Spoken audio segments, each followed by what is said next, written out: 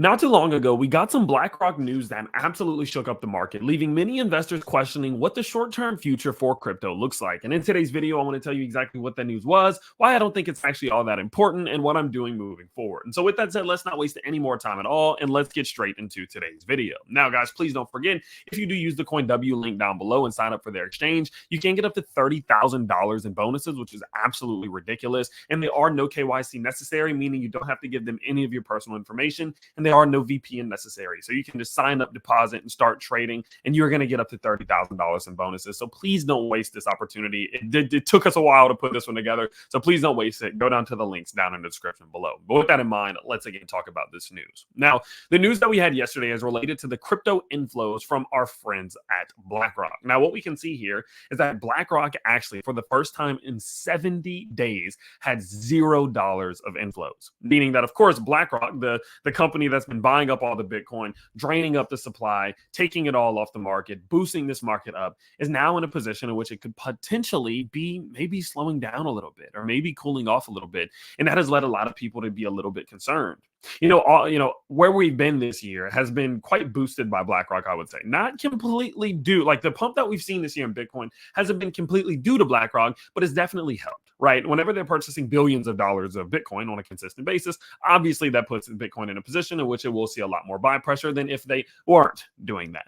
And so, of course, because of that, people then have the question in the back of their mind at this point, like, well, okay, well, if we are still seeing GBTC, or let's go over here, Grayscale selling a shit ton of Bitcoin still, coming in with $500 million, nearly $500 million of outflows just last week. If we are still seeing them keeping up the sell pressure, but we're going to see something like BlackRock start slowing down, will we be in a position in which we do start to see this market pull back? Will we be in a position in which the bulls can maintain this pressure, or will the bears really continue to step in and push Bitcoin down, 50,000 or 55,000 or something along those lines? Now, immediately what I will say is that I do think that that is a valid concern, especially whenever you look at what's happening with inflation, not really doing what we hoped it would, and all these different types of things. But in the grand scheme of things, it's not something that I personally am taking too far to the heart. I'm not honestly all that concerned about it. Now, the reason being is because you need to understand is that BlackRock isn't just an endless money printing machine, right? They're not just going to necessarily just buy no matter what happens. They're going to be buying in the moments that they think that they are going to appease their customers the most,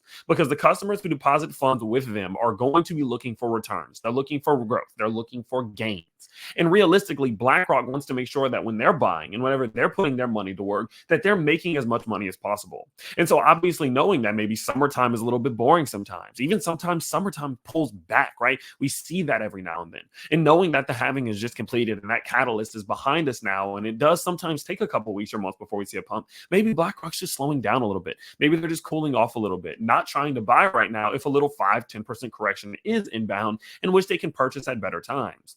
People are taking this as if BlackRock is done buying. They're finished buying, never going to buy again. And I just think that's a ridiculous conclusion to come to. I think you have to understand that their whole goal here is to make as much money as they possibly can. And if they think that the market's going to cool down or slow down or pull back even 5%, 10%, the likelihood is that they're going to wait that out. They're going to allow those pullbacks and cool downs to happen before they do really start to pick up on their buying. Now, can I say that they're for sure going to do that after, buying for 70 days straight and not buying for the first time today? No, obviously not. We've not seen a period before where they've gone 3 or 4 days without buying. They've been consistently buying. But at the end of the day, it doesn't make sense to me that they would be, taking such advantage of this. Even going in, they bought $170 million of Bitcoin just last week. Let me make sure that's the exact number. Looking here, yeah, iShares, $165 million of crypto last week in general. So they're not going to just buy over $100 million worth of something one week and then never buy it again the next week. They might just slow down in anticipation that they could get better buying opportunities. And so, in my opinion, does that necessarily mean that we should be loading up right now? No, probably not. If they're cooling down, we should probably cool it down. But does that mean that some huge, disgusting, terrible crash is on the way and that we're not going to see any buy support or buy pressure coming from them? No, I don't think so. And I think that's just a ridiculously over-emotional way to look at things. But obviously, that's just a guess. So I wanted to kind of talk to you all about that. I'm seeing a lot of things going on about BlackRock and people saying that this is it and this is the end. And hopefully this can kind of serve to bring you back down to reality and just kind of calm you down and let you look, it's not that big a deal. We don't even need BlackRock. We didn't have them in the last bull run. We don't need them this bull run. They could just catapult this thing even further and compound those growth growth even more. So it'd be nice to have them, but at the end of the day, it's not the end of the world. And so hopefully this quick little video update can kind of bring you some peace of mind. If it did, of course, you can always let me know by liking the video so more people can get peace of mind, commenting your favorite crypto right now out in the top 10. Let's actually do in between the top 10 and the top 30. What's your favorite crypto in that range? And then, of course, by subscribing to the channel so that you don't miss another video. Guys, as I mentioned before, please do not forget to go sign up with the CoinW link down in the description below and get up to $30,000 in rewards. Literally free money. So do not, don't miss out on that. That'll just be ridiculous. Do not miss out on that. And of course, guys, I will see you all very soon in the next one. I hope you have a great day. Peace out, everybody.